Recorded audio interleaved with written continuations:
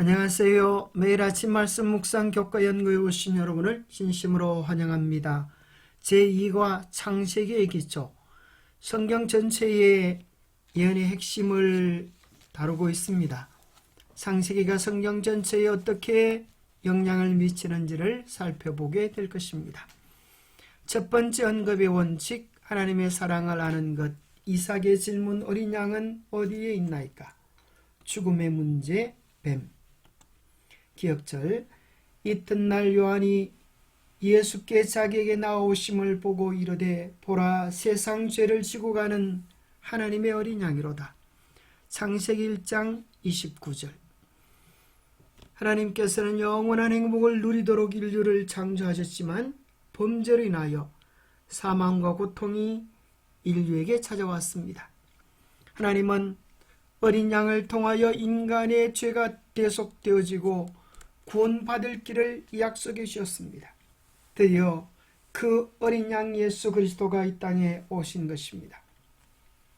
침례 요한은 예수님을 향하여 이렇게 외쳤습니다. 세상 죄를 지고 가는 하나님의 어린 양이로다. 둬야 할 질문, 창세기에서 우리는 성경 전체에 흐르는 어떤 맥락을 발견할 수 있는가? 창세기에 나오는 뱀과 여자, 어린 양은 어떻게 진행되어져 가는가? 대쟁투의 개쟁점은 무엇인가? 첫 번째, 언급의 원칙.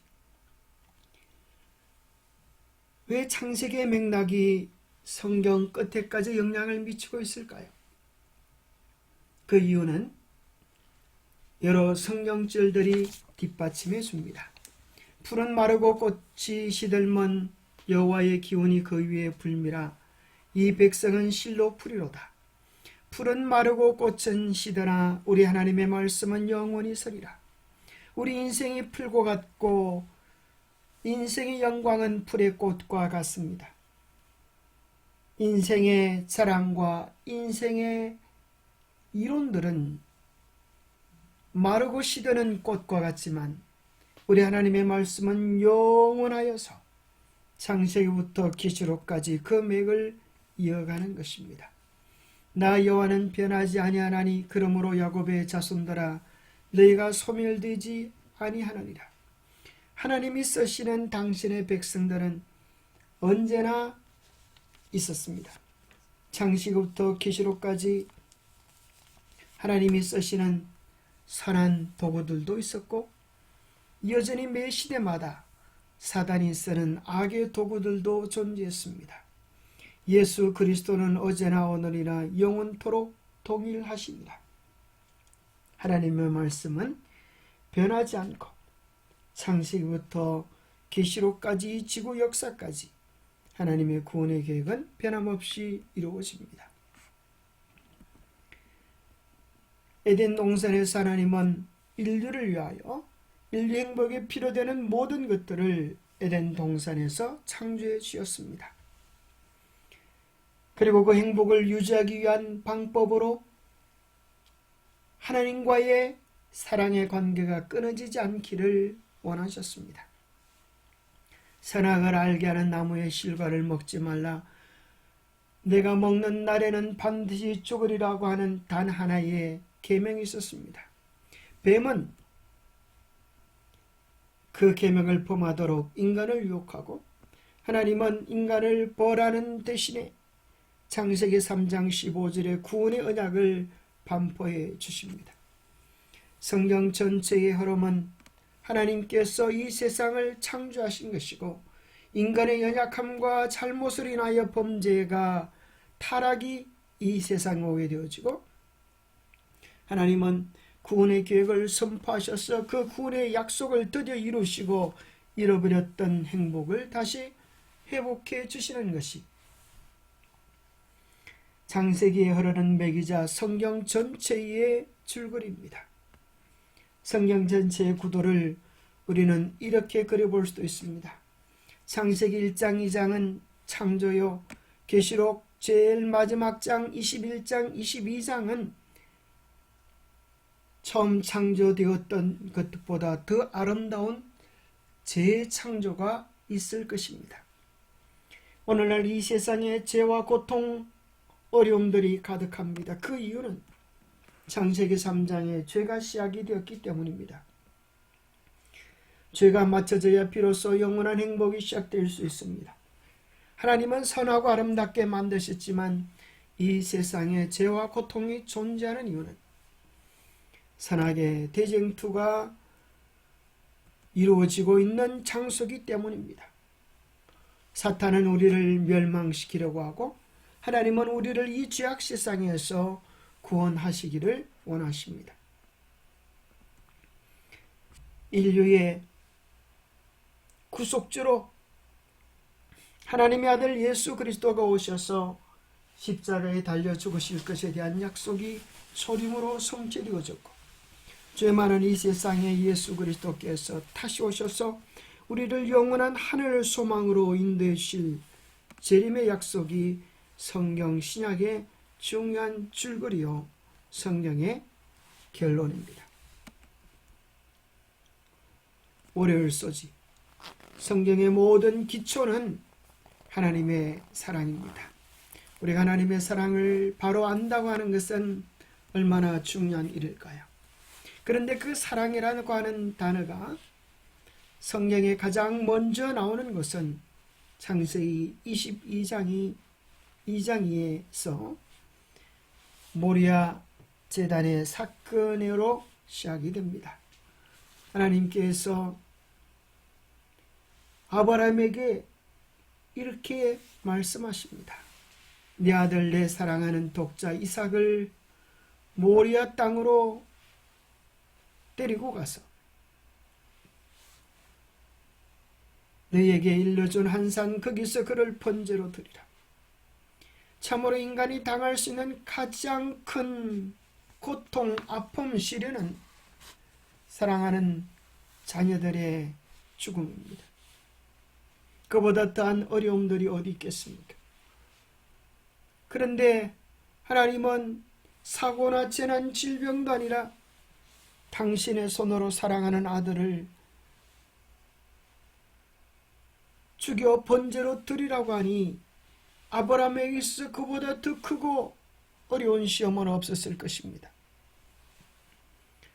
아마도 아브라함의 가슴은 찢어지는 경험을 했을 것입니다. 차라리 나를 달라고 하면, 나의 생명을 달라고 하면 더 쉬웠을 것이다라고 아브라함은 생각했을 것입니다. 드디어 사랑하는 아들 이삭을 번제단에 눕히고 칼을 들어 사랑하는 아들의 심장을 향하여 내리려고 할 때에 하나님의 보내신 사자가 그 손을 붙잡습니다. 그 아이에게 손을 대지 말라. 아무의 일도 하지 말라. 내가 내 아들 내 독자라도 내게 아끼지 아니하였으니 내가 이제야 하나님을 경외하는 줄을 아노라. 하나님의 인정하심을 받았습니다. 사실 그 모든 것은 아브라함에게 아들을 요구하시는 것이 아니라 하나님께서 우리를 구원하시기 위하여 당신의 아들을 신 그 심정, 그 아픔, 그 고통이 어떠한 것인지 하나님의 심정을 하나님께서 아브라함에게 보여주신 사건이었습니다. 드디어 그 사랑의 이야기는 신약 성경으로 연결되어집니다. 신약에 가장 먼저 사복음에서 언급되어지는 사랑은 다 하나같이 사랑하는 아들 이삭이라고 표현되어졌던 것처럼 하늘로부터 소리가 있어 말씀하시되 이는 내 사랑하는 아들이요 내 기뻐하는 자라. 마태복음에서, 마가복음에서, 누가복음에서 예수 그리스도를 향하여 하나님은 그렇게 말씀하셨습니다. 마치 모리아 제단에 이삭을 번제로 드리듯 요한복음 3장 16절에서 인류를 구원하기 위하여 당신의 아들을 송두리째 주신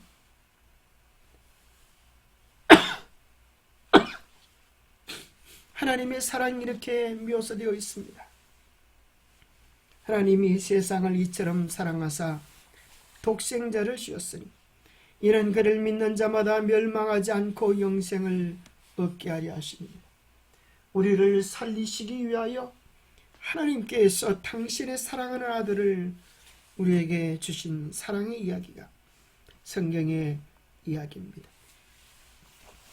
창조, 타락, 회복 그 중간에 회복해 하시는 십자가, 목숨 거신 주님의 사랑이 있습니다. 히브리서 10장 5절에는 그리스도께서 세상에 오셨을 때에 하나님께 이렇게 말씀하셨습니다. 당신은 율법의 희생 제물과 봉헌물을 원하지 않았습니다. 그래서 저를 참 제물로 받으시려고 인간이 되게 하셨습니다. 이 말씀은 시편에 써 있는 말씀을 인용하셨던 것인데, 시편에는 이렇게 기록되어 있습니다.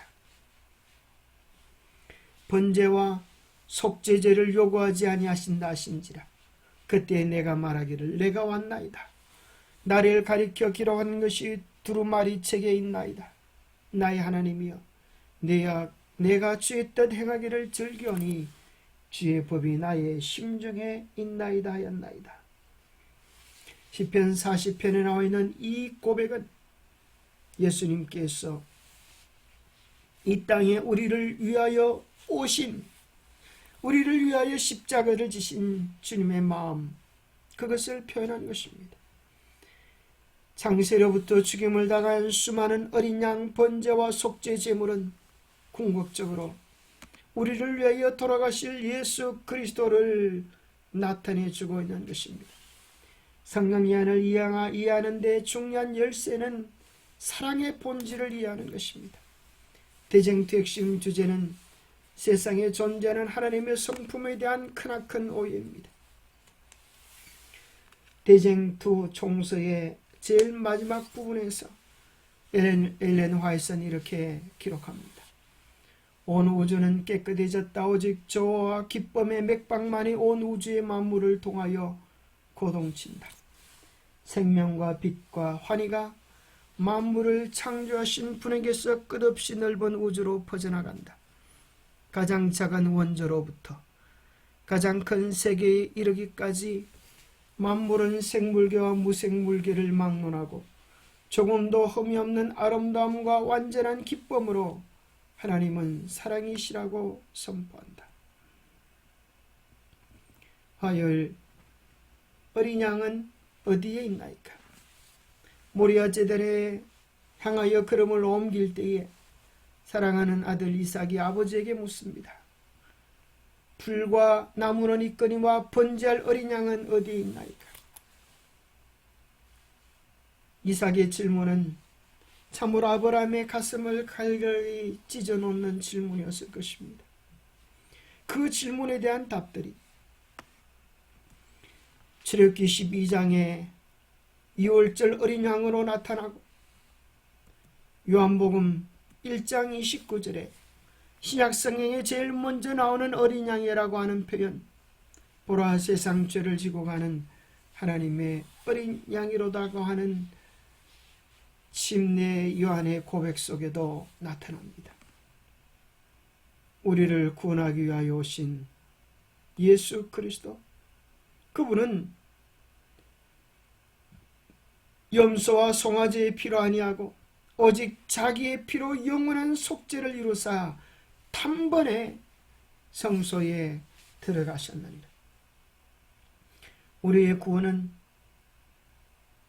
예수님의 십자가 사건은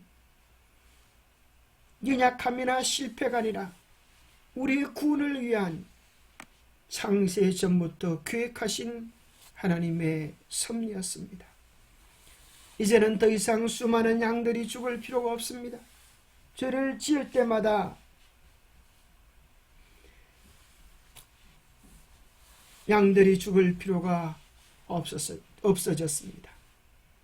우리의 구속주, 우리의 어린 양 예수 그리스도께서 단번에 십자가에 달려 영원한 생명의 값을 지불하심으로 영원한 속죄를 이루셔서 모든 인류의 죄를, 우리의 모든 죄를 단번에 영원히 속죄하셨습니다.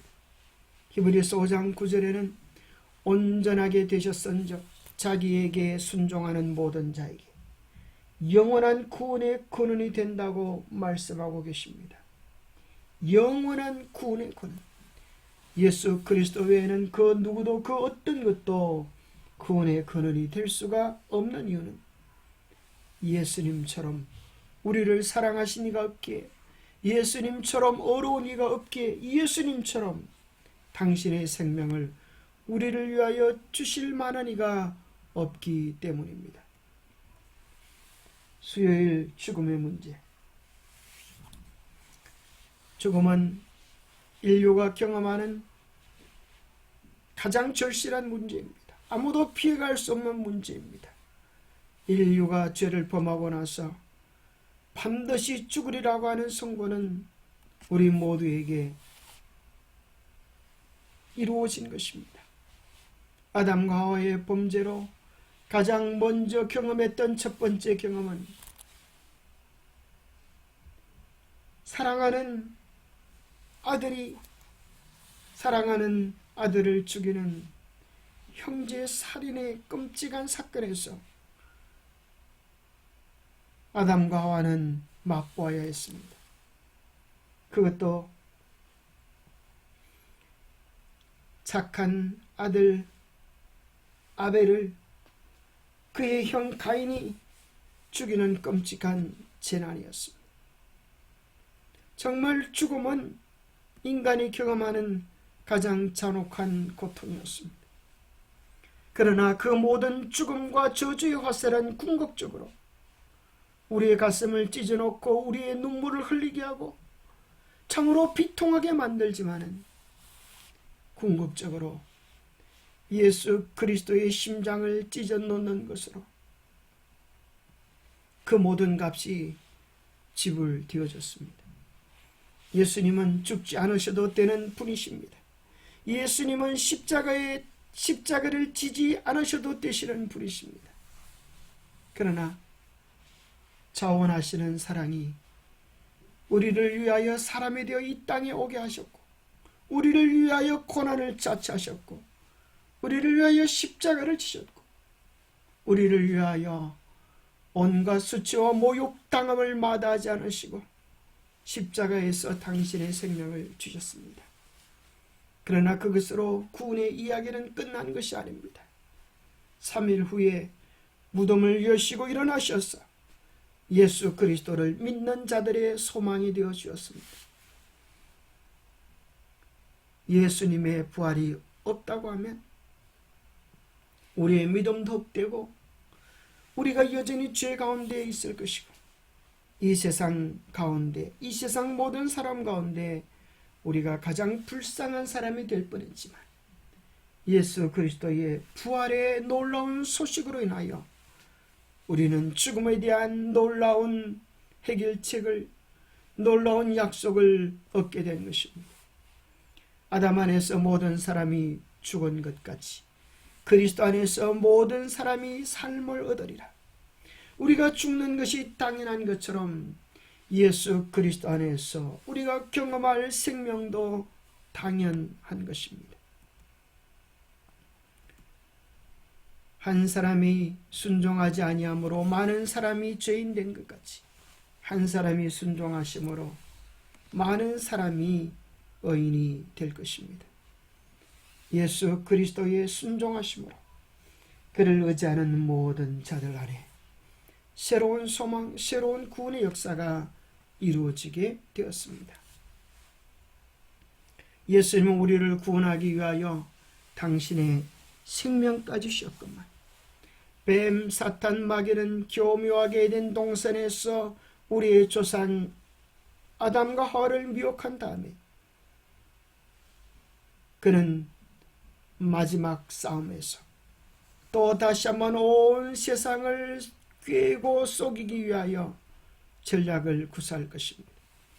에덴 동산에서는 뱀으로 나타났던 그가 마지막 때는 이 세상의 정치, 종교, 이 세상의 권력의 탈을 쓰고 거짓 선자의 모습으로 짐승의 형상으로 그의 일들을 이룰 것입니다. 거짓 선지자라고 하는 것은 선지자라고 하는 것입니다. 하나님의 이름을 덜먹이며 하나님의 이야기를 하면서 마치 구원을 제시해 줄 그리스도처럼 세상을 속일 하나님의 도구처럼 나타날 것이라고 말합니다. 사탄이 빛의 천사들로 가장하는 것이 이상한 것이 아니라고 말했습니다. 사탄은 교묘한 방법으로 하나님의 말씀을, 하나님의 계명을 깨뜨리기 위하여 그의 모든 수단들을 사용할 것이지만 하나님의 말씀을 바르게 분별하는 자들은 그의 속임수에 미혹되지 않게 될 것입니다. 그가 표적과 기사와 이적을 행하고 심지어 하나님 말씀까지 동원한다 할지라도 선악의 대쟁투를 바르게 분별하는 하나님의 참 백성들은 그의 속임에 넘어가지 않게 될 것입니다. 에덴 동산에 써 있었던 뱀과 여자의 싸움은 계시록 12장 17절에 보니까 그 용이, 사탄이 수많은 사람들을 미혹하여서 하나님을 믿는 사람들마저 그 미혹에 빠진다고 했습니다. 그러나 그 미혹에 끝까지 넘어가지 아니할 남은 자손이 있겠다고 했습니다. 그 남은 자손은 하나님의 계명을 지키며 예수의 정글을 가진 자들로 굳게 서서 사단과 싸워 이기고 마지막 승리를 주님께 드리게 될 것입니다. 기도하겠습니다. 하나님 아버지, 에덴 동산에서 시작된 선악의 대쟁투가 어떻게 이 세상 마지막에 맞춰질지에 대한 그 놀라운 비밀들을 우리에게 공개해 주셔서 감사합니다. 사탄 마귀가 아무리 교묘하게 미혹한다 할지라도 하나님 말씀을 통하여 바르게 분별하게 도와주시고 요동할 수 없는 하나님의 사랑의 기초 위에 굳게 서서 사단의 간계를 간파할 수 있도록 도와주옵소서. 우리를 하여금 뱀의 속임수에 미혹되지 않게 하여 주옵소서. 흔들림이 없는 말씀 위에, 흔들림이 없는 사랑 위에, 흔들림이 없는 구속의 기초 위에 굳게 서서 요동하지 않는 삶을 살게 하여 주옵소서. 잠시 후에 사라질 먼지 같은 우리들이 이 세상 헛된 것에 미혹되지 않게 하시고 영원한 하늘의 언약을 굳게 붙잡는 우리 모두가 되도록 축복하여 주시옵기를 우리 주 예수 그리스도 이름 모자하여 간절히 간구하옵나이다. 감사합니다. 오늘도 주님의 사랑 위에 굳게 서서 주님께 영광 돌리는 우리 모두가 되기를 간절히 바랍니다. 감사합니다.